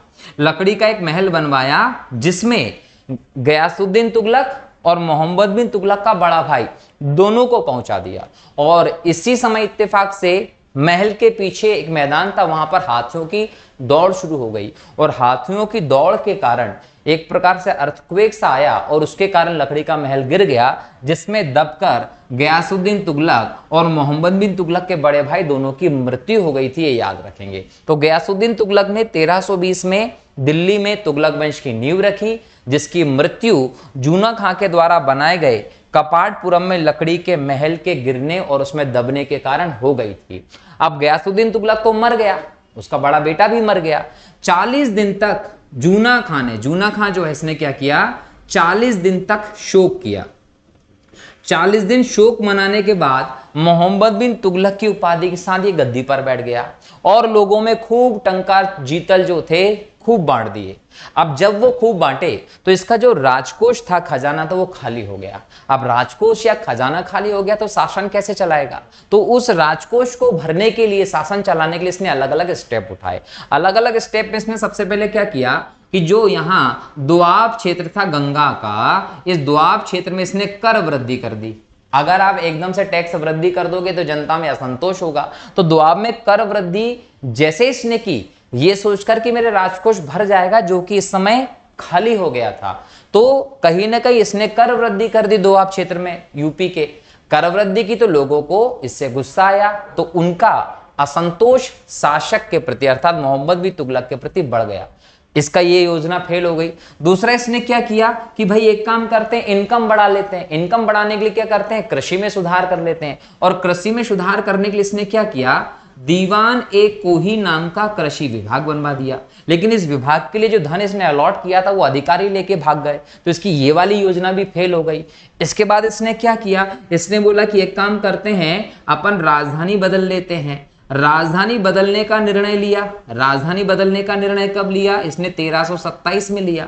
अब 1327 में ये भाई साहब बोलते हैं कि अपन राजधानी बदल लेते हैं। अब राजधानी बदलने का निर्णय जब इसने लिया तो ये सोच के लिया था कि इस समय मंगोल आक्रमण का डर था और इस कारण से दिक्कत हो जाएगी। तो ये क्या किया इसने? राजधानी दिल्ली से दौलताबाद ले गया, मतलब उत्तर से दक्षिण भारत में ले गया। दक्षिण भारत की जलवायु थोड़ी सी उमस वाली और अलग प्रकार की जलवायु होती है, प्रायद्वीपीय जलवायु होती है, जिस पर समुद्र का प्रभाव होता है। तो जैसे 1327 में दिल्ली से दक्षिण में दौलताबाद राजधानी लेकर गया तो वहां जाकर अधिकारी लोग बीमार पड़ गए, जिसकी वजह से 10 वर्ष में लगभग 1337 में वापिस से राजधानी कहां लेकर गया? दिल्ली लेकर गया। तो कहीं ना कहीं ये वाला मामला भी इसका फेल हो गया। और तो और इन भाई साहब ने क्या किया? पूरी व्यवस्था को बेहतर तरीके से संचालित करने के लिए लगभग 1329-1330 में तांबे की, कुछ शासकों के, कुछ इतिहासकारों के हिसाब से कांसे की सांकेतिक मुद्रा चालू कर दी। ये सांकेतिक मुद्रा क्या थी? जिस पर किसी भी प्रकार का राज की चिन्ह नहीं होता था, इस प्रकार की सस्ती धातु की मुद्रा जारी कर दी। अब इसने सोचा था कि इसके माध्यम से सब, हर एक के पास पैसा पर्याप्त मौजूद होगा और मुद्रा ढालने में ज्यादा खर्च भी नहीं होगा, तो ऐसी स्थिति में व्यवस्था अच्छी हो जाएगी। लेकिन जैसे इसने बिना किसी राजकीय प्रतीक के मुद्रा ढाल शुरू कर दी तो हर घर में मुद्रा छापने का काम शुरू हो गया। हर घर में टकसाल, मिंट चालू हो गई, जिसकी वजह से सब तरफ पैसा ही पैसा हो गया। और जब ज्यादा पैसा होता है तो महंगाई, मुद्रास्फीति बढ़ जाती है, तो महंगाई बहुत ज्यादा बढ़ गई, तो अचानक से सांकेतिक मुद्रा भी इसने वापस ले ली। इसका मतलब इसने इस खाली राजकोष को भरने के लिए जो जो डिसीजन लिए, इसके अलावा जो भी योजनाएं बनाई थी, वो सारी की सारी योजनाएं क्या हो गई थी? फेल हो गई थी। और इस वजह से कहीं ना कहीं इसे पागल, अभागा, आश्चर्य, इस प्रकार के शासक के तौर पर भी संज्ञा दी गई है। तो मोहम्मद बिन तुगलक के ये सारे आपको चीजें भी याद होना चाहिए। और मोहम्मद बिन तुगलक ने सांकेतिक मुद्रा का प्रचलन किया था, ये भी आप लोगों को ध्यान रखना है, ठीक है। कपाटपुरम में लकड़ी का महल किसने बनवाया था? मोहम्मद बिन तुगलक ने बनवाया था। किसकी मृत्यु हो गई थी इस महल में दब के? गयासुद्दीन तुगलक की मृत्यु हो गई थी। ये भी आप लोगों को ध्यान रखना है। लेकिन अगर एग्जाम में पूछे कि सल्तनत काल का सबसे बड़ा साम्राज्य किसके समय हुआ करता था, तो सल्तनत काल में सबसे बड़ा साम्राज्य मोहम्मद बिन तुगलक के समय हुआ करता था। सल्तनत काल का सबसे विद्वान शासक कौन था? मोहम्मद बिन तुगलक था। सल्तनत काल में होली, दिवाली जैसे हिंदू त्योहार किसके समय बहुत ज्यादा मनाए गए थे? मोहम्मद बिन तुगलक के समय मनाए गए थे। 4000 लोगों को प्रतिदिन लंगर खिलाने वाला शासक कौन था?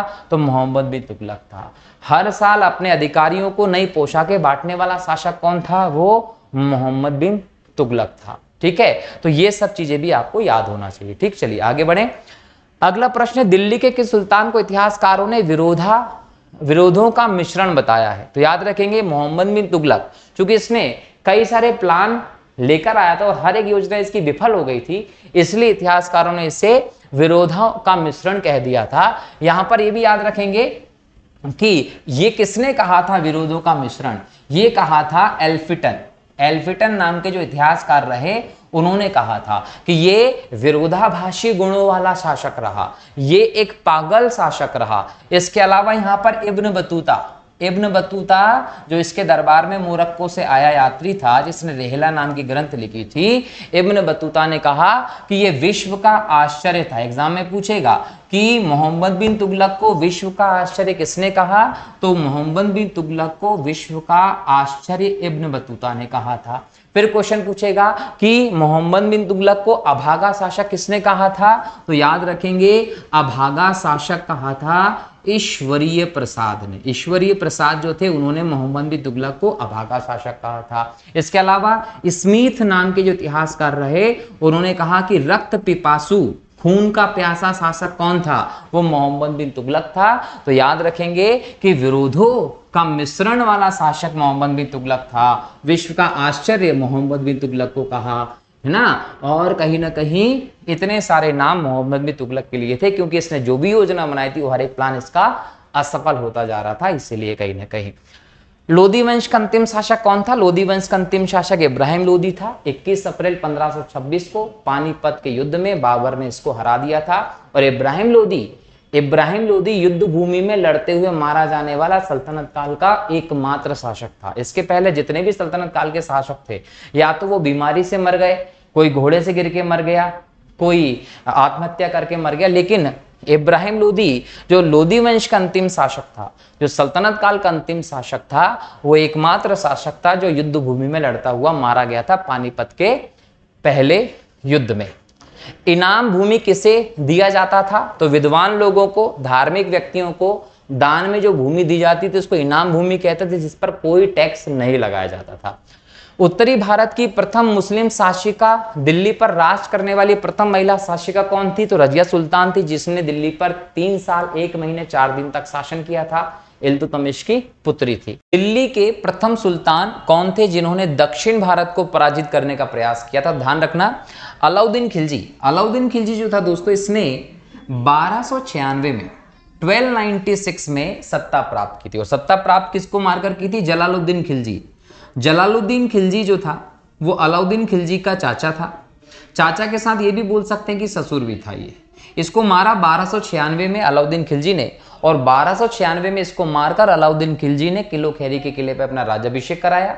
1298 में दोबारा से बलबन के लाल महल में अपना राज्याभिषेक कराया। और फिर अलाउद्दीन खिलजी ने सिकंदर ए शानी की उपाधि धारण की। सिकंदर ए शानी की उपाधि धारण करने का मतलब सिकंदर के समान विजेता की उपाधि धारण की, और उसके भांति विश्व विजेता बनने का टारगेट भी रखा। लेकिन नगर कोतवाल अताउल मुल्क ने इनको समझाया। उसके बाद इन्होंने अपनी व्यवस्था को बदला और भारत विजय का अभियान शुरू किया।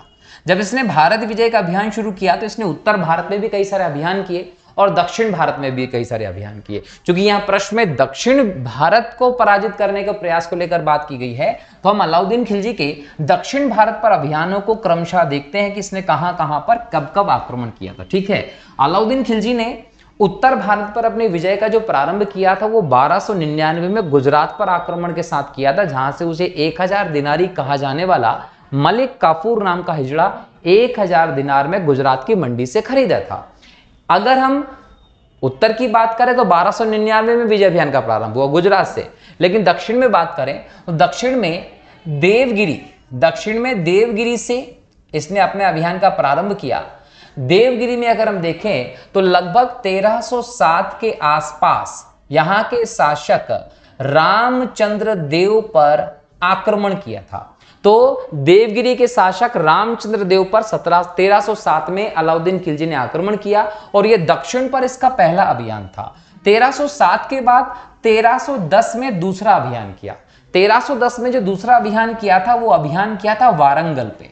वारंगल के अगर शासक का नाम देखें तो वारंगल के शासक का नाम था राजा प्रताप रुद्रदेव। राजा प्रताप रुद्रदेव जो थे, इन पर वारंगल पर 1310 में अलाउद्दीन खिलजी ने आक्रमण किया। और यहां यह भी याद रखना कि यहां पर इसको कोहिनूर हीरा जो है वो अलाउद्दीन खिलजी को प्रताप रुद्रदेव से वारंगल अभियान के दौरान ही प्राप्त हुआ था। वारंगल अभियान की बात देखें तो 1310 में ही अलाउद्दीन खिलजी ने दक्षिण में एक और अभियान किया। यह अभियान था दोस्तों द्वार समुद्र का अभियान। द्वार समुद्र दक्षिण का एक प्रसिद्ध राज्य रहा और द्वार समुद्र में वीर बल्लाल जो है इसका शासन था। वीर बल्लाल के शासन पर आक्रमण किया और द्वार समुद्र को जीता। इसके बाद हम बात करें तो 1311 में अलाउद्दीन खिलजी ने पांड्य अभियान किया। पांड्य अभियान को अलाउद्दीन खिलजी का दक्षिण में धन प्राप्ति के उद्देश्य से सबसे सफल अभियान के तौर पर देखते हैं, याद रखिए। अगर हम अलाउद्दीन खिलजी का अंतिम अभियान देखें दक्षिण में तो 1312 में होता है और यह पुनः देवगिरी पर होता है। देवगिरी पर पुनः 1312 में अलाउद्दीन खिलजी अभियान करता है, लेकिन इस समय हम देखें तो व्यवस्था में बड़ा परिवर्तन हो जाता है। तो 1307 में दक्षिण के अभियान का प्रारंभ भी अलाउद्दीन खिलजी ने दक्षिण में देवगिरी से किया था और खत्म भी उसने 1312 में देवगिरी से ही किया था। उसके बाद अलाउद्दीन खिलजी की कुछ समय बाद मृत्यु हो जाती है और फिर हमें खिलजी वंश का पतन होते दिखाई पड़ता है। ठीक है, तो ये सभी के सभी अलाउद्दीन खिलजी के दक्षिण में अभियान थे दोस्तों, ये याद रखिएगा। चूंकि क्वेश्चन था कि किस शासक ने दक्षिण पराजित करने का प्रयास किया था प्रथम बार, दिल्ली सल्तनत का जो सुल्तान था तो अलाउद्दीन खिलजी था, यह ध्यान रखेंगे। अब एक और बात याद रखिएगा कि अगर हम दिल्ली सल्तनत की बात करते हैं तो यहां पर गुलाम वंश आता है, जिसकी स्थापना किसने की थी? ऐबक ने की थी। और यह वंश जो है ये 1206 से लगभग 1290 तक चलता है। आ गई बात समझ में? इसका संस्थापक कौन है? ऐबक है। और इस वंश में अगर हम देखें तो एक लंबा समय काल दिखाई पड़ता है। 13 अगर यहां देखें इसके बाद तो यहां पर आपको दिखाई पड़ेगा नेक्स्ट खिलजी वंश। गुलाम के बाद कौन सा वंश आएगा? खिलजी वंश, जिसका संस्थापक कौन था? जलालुद्दीन खिलजी था। और यह वंश चलता है 1290 से लेकर 1320 तक। 1290 से 1320 केवल 30 साल तक ही खिलजी वंश रहता है। ठीक है, अगले वंश की बात करें तो वो था तुगलक, और इस वंश की स्थापना किसने की थी? गयासुद्दीन तुगलक ने। ठीक है, और गयासुद्दीन तुगलक का ये जो वंश था ये 1320 से लेके 1414 ईस्वी तक चलता है, लंबे समय तक। और इसके बाद हम बात करें दोस्तों तो अगला वंश आता है सैयद वंश, जिसकी स्थापना किसने की थी? खिज्र खां ने की थी। और खिज्र खां का ये जो वंश था ये 1414 से लेकर 1451 तक चलता है। और इसके बाद आता है दिल्ली में लोधी वंश। लोधी वंश जो है वो बहलोल लोधी के द्वारा स्थापित किया गया था, और कहीं ना कहीं ये वंश जो है ये 1451 से लेकर 1526 तक चलता है। तो इस प्रकार से 1206 से 1526 तक सल्तनत काल में अलग अलग 5 डायनेस्टी का शासन रहता है। लेकिन यहां देखिए खिलजी वंश जो था यह सबसे कम समय तक दिल्ली सल्तनत पे शासन करता है। और तुगलक वंश की हम बात करें दोस्तों तो दिल्ली सल्तनत में सबसे ज्यादा समय तक शासन करने वाला अगर कोई वंश था तो वो तुगलक वंश था।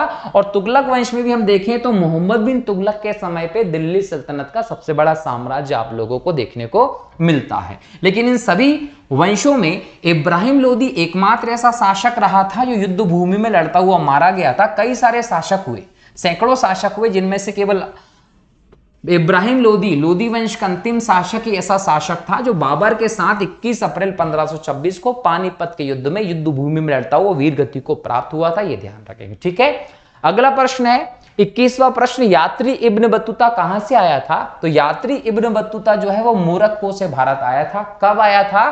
तो लगभग 1333 ईस्वी में ये भारत आया था। कहां से आया था? मोरक्को से आया था। और जब ये भारत आया था तो भारत में MBT मोहम्मद बिन तुगलक का शासन था। और ये भी याद रखिएगा कि इसने रेहला नामक ग्रंथ की रचना भी की थी। क्लियर? और इसमें इसने मोहम्मद बिन तुगलक को विश्व का आश्चर्य भी कहा था, ये ध्यान रखना। तो इब्न बतूता मोहम्मद बिन तुगलक के दरबार में मोरक्को से 1313 ईस्वी के आसपास आता है। भारत पर प्रथम तुर्क आक्रमण करने वाला कौन था?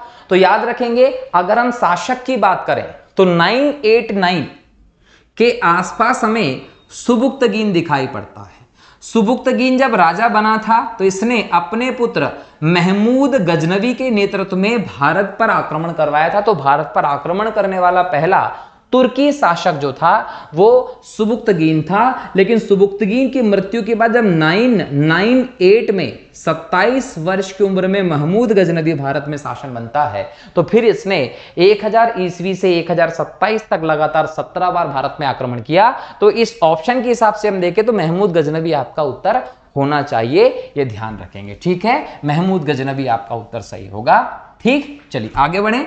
अगला प्रश्न देखें दोस्तों। तो अगला प्रश्न है आपका, निम्नलिखित में से कौन अपने को बुत शिकन या मूर्ति भंजक कहता था? तो महमूद गजनवी अपने आप को बुत शिकन कहता था। महमूद गजनवी ने जब भारत पर 1000 से 1027 के बीच में लगातार 17 बार आक्रमण किया तो उन आक्रमण के दौरान भारत के कई सारे मंदिरों को तोड़ा, मंदिरों को लूटा, कई सारे मूर्तियों को तोड़ा था, इसलिए इसको बुत शिकन भी कहा गया है। अगला प्रश्न है, महमूद गजनवी ने कौन सी उपाधि धारण की थी? तो महमूद गजनवी ने यामिन दौला की उपाधि धारण की थी। महमूद गजनवी ने यामिन उल मिल्लत की उपाधि धारण की थी। मतलब ये दोनों उपाधि महमूद गजनवी के द्वारा धारण की गई थी, ये ध्यान रखना। इसके अलावा ये पहला शासक था जिसने अपने आप को सुल्तान कहा था। ये पहला शासक था जिसने बगदाद के खलीफा अल कादिर बिल्लाह से शासन प्राप्ति का अधिकार पत्र अर्थात खिल्लत पत्र प्राप्त किया था। ये भी आप लोगों को ध्यान रखना है। ठीक है, अगला प्रश्न है, महमूद गजनवी ने भारत में प्रथम आक्रमण किस राज्य के विरुद्ध किया था? तो हिंदू शाही राज्य के खिलाफ पंजाब के शासक जयपाल पर ही यह पहला आक्रमण था। और यहां पर एक बात और याद रखना है कि यहां पर शासन के साथ भीषण युद्ध भी आपको देखने को मिलता है। यह आक्रमण लगभग 1001 ईस्वी के आसपास आपको देखने को मिलेगा। क्लियर? और कहीं ना कहीं यहां पर महमूद गजनवी ने हिंदू शाही जयपाल की सेना को बुरी तरह पराजित किया था और इसकी राजधानी जो थी उसका नाम था वहिंद, जिसको आप पेशावर के नाम से भी जानते हैं। इसको बुरी तरीके से महमूद गजनवी ने तबाह कर दिया था। हिंदू शाही राज्य की राजधानी क्या थी? तो याद रखेंगे, वहिंद भी कहते थे, ओहिंद भी कहते थे और उद्भांडपुर भी कहा जाता था राजधानी को। अगला प्रश्न है, महमूद गजनवी का भारत में अंतिम आक्रमण किसके विरुद्ध था? तो 1027 ईस्वी के आसपास जाटों के विरुद्ध महमूद गजनवी का भारत पर अंतिम आक्रमण देखने को मिलता है। इसके बाद 1030 के आसपास महमूद गजनवी की मृत्यु हो जाती है, यह ध्यान रखना। तो जाटों के विरुद्ध ही महमूद गजनवी का अंतिम आक्रमण हमें 1027 के आसपास देखने को मिलता है। हिंदू शाही राज्य का कौन सा शासक तुर्की से बार बार पराजित होने के कारण ग्लानिवश आत्मदाह कर लेता है? तो जयपाल पर जब बार बार तुर्की महमूद गजनवी के आक्रमण हुए, बार बार उसने आक्रमण करके इसको हराया, इस क्षेत्र को लूटा, तो इससे कहीं ना कहीं क्षुब्ध होकर जयपाल ने अपने बेटे आनंदपाल को उत्तराधिकारी बनाकर खुद आग में जलकर आत्महत्या कर ली थी। बाद में 1008 के आसपास आनंदपाल का महमूद गजनवी के साथ युद्ध भी होता है। ठीक है, तो जयपाल ने आत्मदाह कर लिया था। महमूद गजनवी किस वंश का शासक था? तो यामिनी दौला की उपाधि धारण की थी महमूद गजनवी ने। अपने आप को यामिनी वंश से संबंधित बताता था, जिसकी स्थापना सुबुक्तगीन ने की थी। सुबुक्तगीन महमूद गजनवी का पिता था। महमूद गजनवी के साथ भारत आने वाले इतिहासकारों में कौन शामिल नहीं था? तो ध्यान रखना है, महमूद गजनवी के साथ भारत आने वाले इतिहासकारों में फिरदौसी शामिल नहीं था, जिसने शाहनामा की रचना की थी। देखिए, महमूद गजनवी से इसका संबंध है, उसके दरबार से इसका संबंध है, परंतु ये उसके साथ भारत नहीं आया था। इसके अलावा महमूद गजनवी के साथ अल-बरूनी जिसने किताबुल हिंद लिखी है भारत आया था। उद्वी जिसने तारीख यामिनी लिखी है भारत आया था। वैहाकी जिसने तारीख सुयुक्तगीन लिखी ये भारत आया था। इसके अलावा याद रखेंगे अरजदी फराबी, इसके अलावा फर्रुखी, उजारी, तुसी, उजूरी, ये ऐसे शासक, ऐसे विद्वान थे जो महमूद गजनवी के दरबार में रहते थे। अब इतने सारे विद्वान चूंकि महमूद गजनवी के दरबार में रहते थे, इसलिए हम कह सकते हैं कि महमूद गजनवी जो था उसने कई सारे विद्वानों को अपने यहां संरक्षण प्रदान किया था। ठीक है, अगला प्रश्न है, महमूद गजनवी के आक्रमण के परिणाम स्वरूप कौन सा शहर फारसी संस्कृति का केंद्र बन गया? तो महमूद गजनवी के आक्रमण के परिणाम स्वरूप लाहौर जो था वो फारसी संस्कृति के केंद्र के तौर पर उभर कर आता है। निम्नलिखित में से किसने ढोल की तेज आवाज के साथ एक महिला का अपने पति की चिता के साथ स्वतः को जला लेने के दृश्य का भयानक चित्रण किया था? तो इब्न बतूता ने इस प्रकार के चित्र का वर्णन किया था, जो कहीं ना कहीं सती प्रथा के एक साक्ष्य के तौर पर हमें दिखाई पड़ता है। भारत में मुस्लिम राजवंश का संस्थापक किसे माना जाता है? तो मोहम्मद गौरी जो है, इसने भारत में 1192 में तराइन के दूसरे युद्ध में, तराइन के सेकंड युद्ध में पृथ्वीराज चौहान को हराया था। हालांकि ये हार जो थी वो कहीं ना कहीं भारत वालों की वजह से हुई थी। तो मोहम्मद गौरी ने तराइन के दूसरे युद्ध में 1192 में पृथ्वीराज चौहान को हराकर भारत में दिल्ली क्षेत्र में मुस्लिम शासन की स्थापना की थी। इसलिए भारत में मुस्लिम शासन की स्थापना का श्रेय मोहम्मद गौरी को जाता है, ये ध्यान रखना है। ठीक है, अगला प्रश्न है, किसने इक्तादारी प्रथा चलाई थी? तो इल्तुतमिश ने इक्तादारी व्यवस्था चलाई थी। एक्चुअल में जो यहां पर शासन व्यवस्था में जो बड़े बड़े अधिकारी देखने को मिलते थे, उनको वेतन के तौर पर नगद वेतन ना देकर भूमि का टुकड़ा देने की व्यवस्था चालू कर दी थी, जिसको इक्ता व्यवस्था कहा गया। और ऐसे क्षेत्रों में इक्तादारों की नियुक्ति भी प्रारंभ की गई थी। अलाउद्दीन खिलजी ने इस व्यवस्था को बंद करके नगद वेतन देने की परिपाटी चालू करवाई थी। और अलाउद्दीन खिलजी ने मूल्य आदि चीजों को नियंत्रित करने के लिए बाजार व्यवस्था और मूल्य नियंत्रण प्रणाली भी जारी की थी, ध्यान रखना है।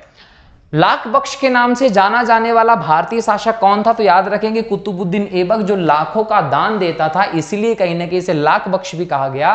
और इसकी तुलना करते हुए इसे हातिम द्वितीय के नाम से भी जाना जाता है। 13वीं सदी में सेना का सर्वोच्च अधिकारी कौन होता था? तो 13वीं सदी में सेना का सर्वोच्च अधिकारी खान होता था। भारत में गुलाम वंश का संस्थापक कौन था? कुतुबुद्दीन ऐबक ने 1206 में 24 जून को दिल्ली में गुलाम वंश की स्थापना की थी। कहीं ना कहीं इसकी राजधानी लाहौर हुआ करती थी। 1210 में जब ये घोड़े से गिरकर मर गया था चौगान या आधुनिक पोलो खेलते समय, तो इसे लाहौर में दफनाया गया था, ये ध्यान रखना है। और इसकी मृत्यु के बाद आराम शाह शासक बनता है, जो कि एक अयोग्य शासक था। इसे हटाकर 1211 में इल्तुतमिश गुलाम वंश का शासक बनता है, जिसे गुलाम का गुलाम कहा जाता है, क्योंकि इल्तुतमिश ऐबक का गुलाम था और ऐबक मोहम्मद गौरी का गुलाम था, इसलिए इल्तुतमिश गुलाम का गुलाम था। अपने वैवाहिक नीति के तहत ऐबक ने इल्तुतमिश की शादी अपनी पुत्री से कराई थी। इसका मतलब इल्तुतमिश ऐबक का दामाद भी था, इसलिए इल्तुतमिश ने आराम शाह को हटाकर खुद गद्दी प्राप्त की 1211 में। और व्यवस्थित तौर पर हम देखें तो गुलाम वंश में एक बेहतर व्यवस्था का संस्थापकार अगर कोई था तो वह इल्तुतमिश को माना जाता है, यह ध्यान रखना है। बाकी गुलाम वंश का संस्थापक कौन था? 1206 में कुतुबुद्दीन ऐबक। कुतुब मीनार के कार्य को किसने पूरा करवाया था? इल्तुतमिश ने पूरा करवाया था। कुतुब मीनार का निर्माण काम जो था वो दिल्ली में कुतुबुद्दीन ऐबक ने करवाया था, शुरू करवाया था। बाद में इसकी पूरा करवाने का काम इल्तुतमिश ने किया था। आगे जाकर इसके ऊपर की 2 मंजिल जब गिर गई थी तो फिरोज तुगलक ने इसको दोबारा से सही करवाया था, ये ध्यान रखेंगे। निम्नांकित में से दिल्ली का पहला तुगलक सुल्तान कौन था? तो याद रखेंगे कि दिल्ली का पहला तुगलक सुल्तान जो था वो गयासुद्दीन तुगलक था। ये ध्यान रखने योग्य बात है कि खिलजी वंश के अंतिम शासक को मारकर गाजी मलिक ने तुगलक वंश की नींव रखी थी। और इसने जब गद्दी पर बैठा था तो गयासुद्दीन तुगलक की उपाधि धारण की थी। तो गयासुद्दीन तुगलक की उपाधि से गाजी मलिक दिल्ली में गद्दी पर बैठता और तुगलक वंश की स्थापना करता है। क्लियर? चलिए, और गयासुद्दीन तुगलक को आप ऐसे भी याद रखते हैं कि भारत में अगर हम मध्यकाल में देखें तो सिंचाई व्यवस्था और कृषि सुधारों की अगर कोई शुरू करने वाला व्यक्ति था पहले पहल, तो वो गयासुद्दीन तुगलक ही था, जिसे फिरोज तुगलक ने बहुत आगे पहुंचाया था। ठीक है, पंजाब के हिंदू शाही राजवंश को किसने स्थापित किया था? तो कल्लर के द्वारा हिंदू शाही वंश को स्थापित किया गया था। वह रोमन सम्राट अगस्टस की भांति सावधान था कि वह दूसरों की तरह शक्तिशाली ना लगे और वह दूसरों के स्तर से अधिक ना लगे। यह संदर्भ किसका है? तो ये बहलोल लोदी का कहीं ना कहीं कथन रहा है, उसके संदर्भ में ये कहा गया है। और बहलोल लोदी जो था उसने पता है क्या, उसने 1451 के आसपास दिल्ली में लोदी वंश की स्थापना की थी। लोदी वंश की स्थापना की थी सैयद वंश को खत्म करके। और बहलोल लोदी जो था ना वो अपने आप को गिलजई कबीले से संबंधित बताता था। कौन से कबीले से? गिलजई कबीले से संबंधित बताता था। और इसने पुराने सभी राजत्व सिद्धांतों को त्याग दिया था और कबीलाई शासन व्यवस्था के आधार पर भारत में अफगान साम्राज्य की स्थापना की थी। बहलोल लोदी के बाद हम लोग सिकंदर लोदी को देखते हैं, जो एक सुनार माता की संतान था, हिंदू माता की संतान था और अपने आप को कहीं ना कहीं मुस्लिम व्यवस्था में फिट करने के लिए बहुत कट्टर रुख अपनाया सिकंदर लोदी ने। कई हिंदू पवित्र स्थलों, घाटों, स्नान घाटों आदि पर प्रतिबंध लगा दिया था और कहीं ना कहीं सिकंदर लोदी एक क्रूर रूप में देखने को हमें मिलता है। लेकिन यहाँ बहलोल लोदी के संदर्भ में ये कहा गया है। अगला प्रश्न है, अल बेरूनी किसके शासन काल में इतिहासकार? तो महमूद गजनवी के समय का इतिहासकार था। कौन? अल बेरूनी, जिसका जन्म उज्बेकिस्तान में 973 ईस्वी के आसपास हुआ था। ध्यान रखेंगे, ठीक है। अगला प्रश्न है, सूची 1 को सूची 2 से मिलाना है। निजामुद्दीन औलिया कौन था? निजामुद्दीन औलिया सूफी संत था। जब गयासुद्दीन तुगलक का शासन था तो निजामुद्दीन औलिया की घटना में देखने को मिलती है। जब गयासुद्दीन तुगलक ने बंगाल को जीता था और वो बंगाल में था और निजामुद्दीन औलिया की समस्या दिल्ली में आई तो बंगाल से संदेश भेजा था। किसने? गयासुद्दीन तुगलक ने निजामुद्दीन औलिया के लिए चुनौतीपूर्ण संदेश भेजा था। तो उसका उत्तर देते हुए निजामुद्दीन औलिया ने कहा था, अनुज दिल्ली अभी दूर अस्ति। तो आपसे एग्जाम में पूछ सकता है कि अनुज दिल्ली दूर अस्ति किसका कथन है? निजामुद्दीन औलिया का कथन है। किसके प्रति है? गयासुद्दीन तुगलक के लिए है। और निजामुद्दीन औलिया कौन थे? सूफी संत थे। मलिक काफूर कौन था? मलिक काफूर एक हिजड़ा था जिसे 1299 में गुजरात की मंडी से 1000 दिनार में खरीदा गया था और अलाउद्दीन खिलजी के साथ दरबार में यह रहता था। इसे 1000 दिनारी के नाम से भी जाना गया है। अलाउद्दीन खिलजी के बारे में अगर हम देखें दोस्तों तो ये दाम नियंत्रण के लिए राशन की शुरुआत करने वाला था। बोलने का मतलब बाजार व्यवस्था, मूल्य नियंत्रण प्रणाली के लिए फेमस हुआ कौन? अलाउद्दीन खिलजी। इसके बारे में और प्रश्न हम आगे देखेंगे। इसके अलावा जलालुद्दीन फिरोज खिलजी की बात करें तो फिरोज शाह जो खिलजी है जलालुद्दीन, इसका दास राजवंश से इसका संबंध हमें दिखाई पड़ता है, ठीक है। निम्नलिखित में से कौन सा शासक दास या गुलाम राजवंश से संबंधित था? तो याद रखेंगे इल्तुतमिश जो है वो ऐबक का दामाद था, ऐबक का गुलाम था और इसका संबंध गुलाम वंश या मामलुक वंश से दिखाई पड़ता है, ये ध्यान रखना है। हुमायूं, बाबर, शाहजहां ये सब मुगलों से संबंधित थे। इब्न बतूता किसके शासन काल में भारत आया था? तो 1333 में इब्न बतूता मोरक्को से मोहम्मद बिन तुगलक के शासन काल में भारत आया था। इसने रेहला नामक ग्रंथ की रचना की थी। महमूद गजनवी ने भारत पर कितनी बार आक्रमण किया था? 17 बार आक्रमण किया था। पहला आक्रमण 1000 ईस्वी के आसपास, अंतिम आक्रमण 1027 ईस्वी के आसपास। किसने अपने आप को खलीफा घोषित किया था? तो याद रखना मुबारक खिलजी ने, कुतुबुद्दीन मुबारक खिलजी ने अपने आप को खलीफा घोषित किया था। कहीं ना कहीं अलाउद्दीन खिलजी के समय से ही हम देखें या उसके पहले के शासकों को देखें तो वो खलीफा की सत्ता को स्वीकार करते थे और कहीं ना कहीं खलीफा के द्वारा खिल्लत पत्र प्राप्त करते थे जिसके तहत उन्हें एक वैदिक तौर पर शासन करने का अधिकार मिलता था। लेकिन अगर हम यहाँ बात करें खिलजी डायनेस्टी से तो अलाउद्दीन खिलजी ने खलीफा की सत्ता को नकार दिया था और इसकी हद तब हो गई जब मुबारक शाह खिलजी जो था उसने अपने आप को ही खलीफा घोषित कर दिया था, ठीक है। चलिए अगला प्रश्न, लोदी वंश का संस्थापक कौन था? तो बहलोल लोदी था जिसने सैयद वंश के अंतिम शासक को मारकर 1451 में लोदी वंश की स्थापना की थी, ठीक है। भारतीय इतिहास में बाजार नियमों या मूल्य नियंत्रण पद्धति की शुरुआत किसने की थी? तो अलाउद्दीन खिलजी ने भारत में मूल्य नियंत्रण पद्धति की शुरुआत की थी और इसने नगद वेतन देना शुरू किया था सैनिकों को। अब यहाँ नगद वेतन कम भी पड़ सकता था सैनिकों को, अगर वेतन कम पड़ता तो उनका गुजारा कैसे होता? इससे में सैनिक विद्रोह की आशंका थी क्योंकि अलाउद्दीन खिलजी वो व्यक्ति था जिसने बहुत बड़ी 4,75,000 के आसपास सेना रखी और केंद्र में सेना रखने वाला पहला सुल्तान अगर कोई था तो वो अलाउद्दीन खिलजी था। अब इतनी इतनी बड़ी सेना अगर विद्रोह कर देगी तो फिर शासन कैसे चलेगा। तो अलाउद्दीन खिलजी ने कहा कि नगद वेतन दूंगा, निश्चित वेतन दूंगा, लेकिन बाजार में वस्तुओं के दाम निश्चित कर दूंगा।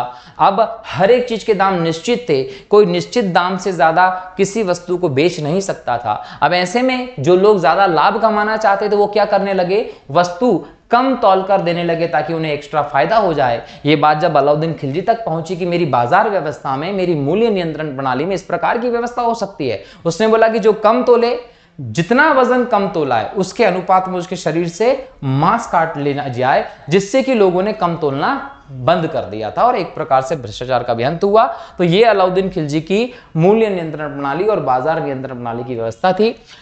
राज्य संबंधों में उलेमा के दखल का विरोध किस सुल्तान ने किया था, तो याद रखेंगे कि सबसे पहले अलाउद्दीन खिलजी ने कह दिया था कि भाई इस प्रकार का दखल नहीं होना चाहिए, राज्य एक अलग व्यवस्था है और शासन जो उलेमा वर्ग है वो अलग व्यवस्था है। जब इससे बोला गया कि शरीयत के हिसाब से काम करना है आपको, तो इसने कहा कि देखिए आप इंटरफेयर मत करिए, मैं नहीं जानता कि शरीयत में क्या लिखा है, मैं वही करता हूं जो प्रजा के हित में होता है। और कहीं ना कहीं इस प्रकार की व्यवस्था पर चलने वाला कोई व्यक्ति था तो अलाउद्दीन खिलजी था, जिसने उलेमाओं के दखल का अपने शासन में कहीं ना कहीं विरोध किया।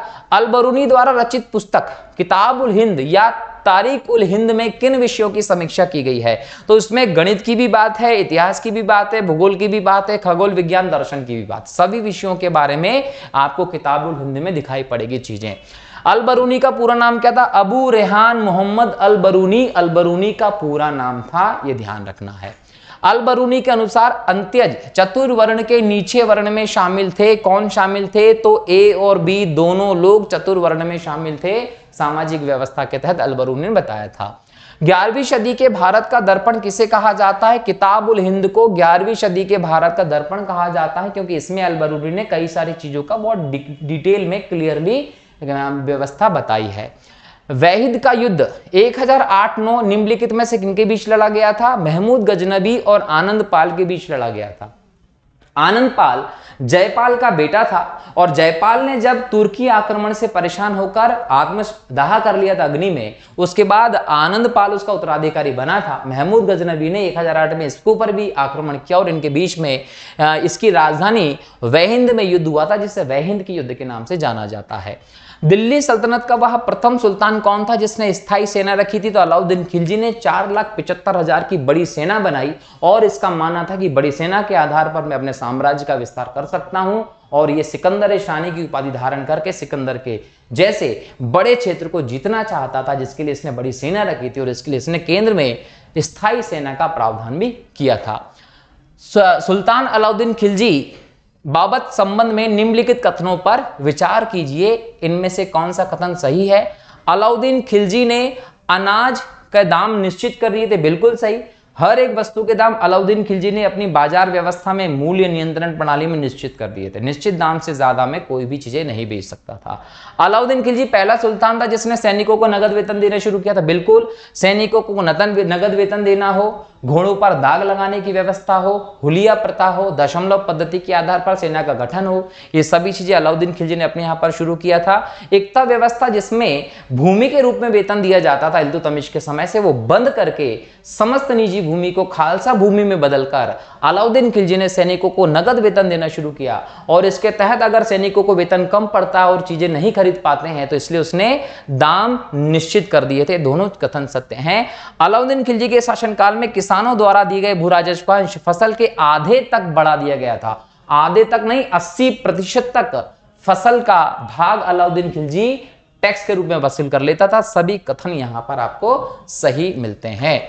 दिल्ली के निम्नलिखित सुल्तानों में से किसने तैमूरी शासक मिर्जा शाहरुख के अधिराज्य में आना स्वीकार किया? याद रखेंगे खिज्र खां ने सैयद वंश की स्थापना 1414 में की थी और इसने अपने आप को एक स्वतंत्र शासक के तौर पर नहीं बल्कि जो तैमूर के वंश का शासक रहा शाहरुख, उसके अधीन शासन यहां इसने अपनाया और कहीं ना कहीं यहां ये अपने आप को शाहरुख के समरकंद के शासक शाहरुख का प्रतिनिधि कहकर शासन करता था। खिज्र खां ने कई अच्छी व्यवस्थाएं भी शुरू की थी, लेकिन ये सैयद वंश का संस्थापक था। ठीक है।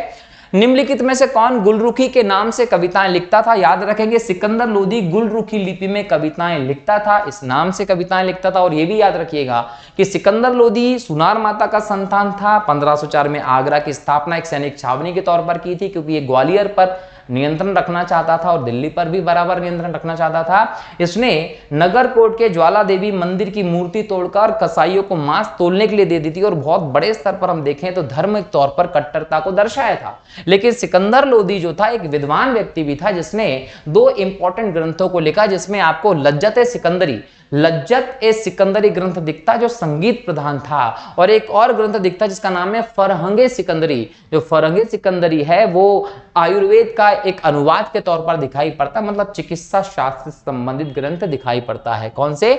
सिकंदर लोदी के।